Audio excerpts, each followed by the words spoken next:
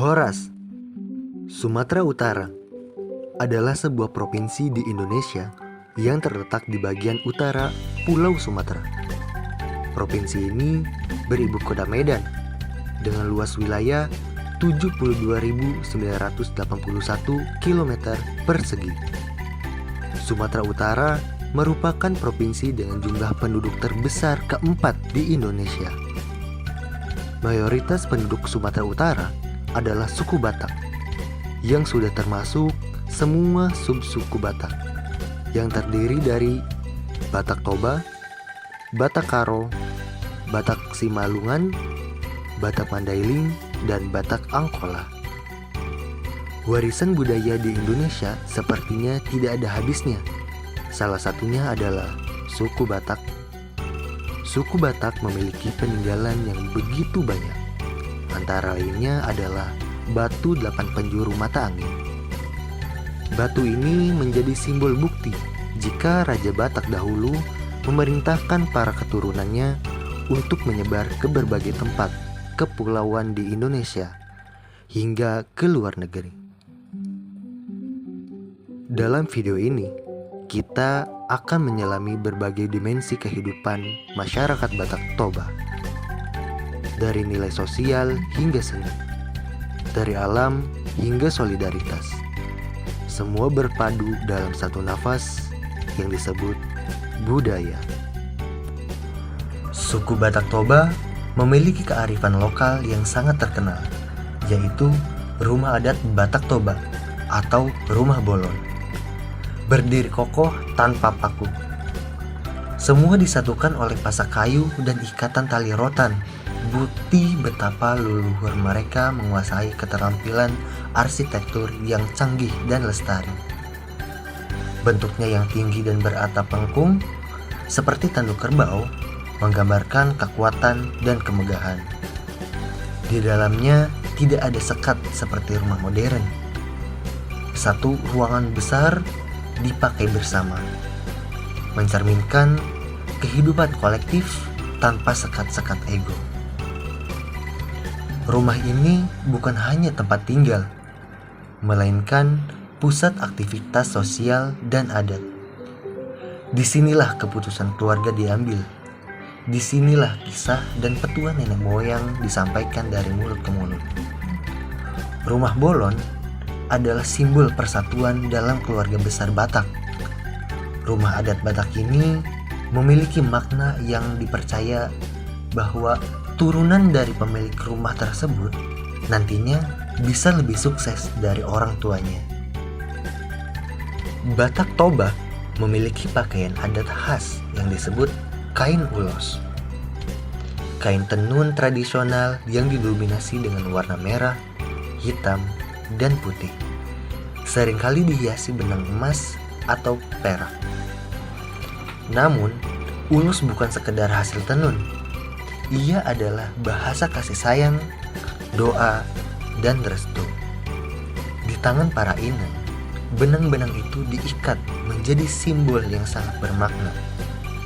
Setiap motif ulos seperti ulos ragituk, ulos sibolang, atau ulos ragehotang bukan hanya bernilai estetika, tetapi juga mencerminkan relasi sosial dan spiritual. Kain ini digunakan dalam berbagai upacara adat Batak, mulai dari pernikahan yang dimana ulos diserahkan oleh hula-hula kepada pengantin sebagai tanda restu, hingga kematian, dimana ulos membalut jenazah sebagai simbol pengantar menuju alam baka. Saat kelahiran pun, bayi dibalut ulos sebagai tanda perlindungan. Selain itu, masyarakat Batak Toba juga mempunyai gondang. Gondang adalah jenis musik tradisional yang memiliki fungsi khusus dalam kegiatan adat. Musik ini dimainkan dengan seperangkat alat musik seperti gondang, ogung, sarune, dan esek. Gondang biasanya dimainkan dalam acara penting seperti pernikahan, pemakaman, syukuran, dan upacara adat lainnya. Tujuan utama gondang bukan hanya untuk hiburan, tetapi sebagai sarana komunikasi spiritual dengan roh leluhur, serta mengiringi berbagai ritual adat. Saat gondang dimainkan, akan muncul tarian, yaitu tarian tradisional yang disebut dengan tortor. Gerakan dalam tortor memiliki makna tertentu. Misalnya, gerakan tangan ke atas melambangkan permohonan atau penghormatan kepada Yang Maha Kuasa dan leluhur. Gerakan kaki yang berirama menunjukkan semangat, sukacita, atau kekhidmatan, tergantung konteks acaranya. Selain itu juga, suku Batak memiliki obat tradisional dari tumbuhan. Orang Batak biasanya menyebut tumbuhan ini dengan nama digugur. Tumbuhan ini biasa tumbuh di sekitar Danau Toba dan menjadi obat tradisional bagi orang Batak sejak zaman dahulu. Sistem perekonomian masyarakat suku Batak dipengaruhi oleh lingkungan tempat tinggalnya. Bagi masyarakat yang bertempat tinggal di daratan, baik di gunung maupun dataran rendah, perekonomiannya bergantung pada sawah dan ladang. Sementara bagi masyarakat yang tinggal di sekitar perairan, seperti di Pulau Samosir atau tepi Danau Toba, masyarakatnya menjadi nelayan. Masyarakat nelayan biasanya mengonsumsi sendiri atau menjual hasil tangkapan ke kota. Selain itu, banyak pula orang Batak yang memelihara hewan ternak, mulai dari kerbau, kambing, babi, bebek, dan ayam. Hewan-hewan ternak seperti kerbau dan babi banyak diternak untuk berbagai keperluan upacara adat. Lalu, sapi dan kerbau juga banyak dimanfaatkan untuk membajak sawah. Dalihan Natolu atau tungku berkaki tiga adalah dasar dari segala hubungan sosial dalam masyarakat Batak Toba. Filosofi ini menjelaskan bagaimana seseorang harus bersikap dalam kehidupan sehari-hari. Hula-hula adalah pihak pemberi perempuan dan karenanya layak dihormati. Dongan Tobu, saudara semarga, adalah rekan seperjuangan yang harus dijaga persatuannya. Boru, penerima perempuan, menjadi pihak yang dilindungi dan dibimbing dalam semua urusan, baik suka maupun duka. Prinsip ini menjadi paduan moral. Dalam pesta adat, struktur ini menjadi sangat kentara. Siapa yang duduk di mana, siapa yang berbicara, siapa yang menerima ulos, semuanya diatur oleh Dalihan Natolu. Bahkan dalam musyawarah besar, keputusan hanya akan sah jika prinsip ini ditegakkan.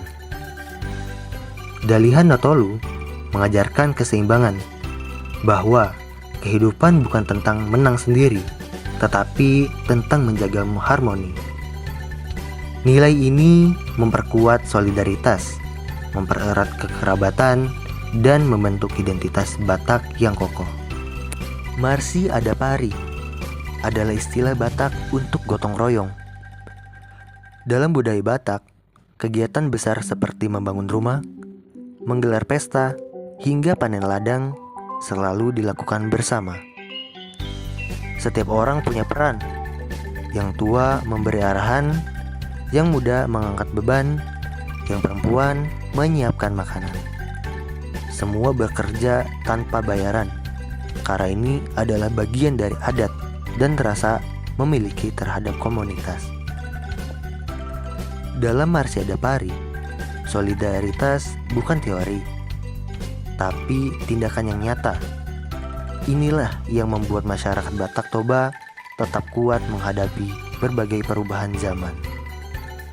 Hidup di tanah yang subur, di sekitar danau dan hutan, membuat masyarakat Batak Toba sangat dekat dengan alam. Mereka tidak hanya mengambil dari alam, tetapi juga menjaga dan menghormatinya. Ada banyak pamali atau larangan adat yang berfungsi melindungi alam. seperti larangan menebang pohon besar sembarangan atau larangan membuang limbah ke sungai. Danau Toba tidak hanya sekedar sumber air, tetapi juga dianggap suci, tempat bersemayam roh nenek moyang. Kearifan ini menjadi semacam ekologi spiritual. Acara menjaga lingkungan bukan hanya karena kewajiban, tetapi juga karena kepercayaan dan penghormatannya.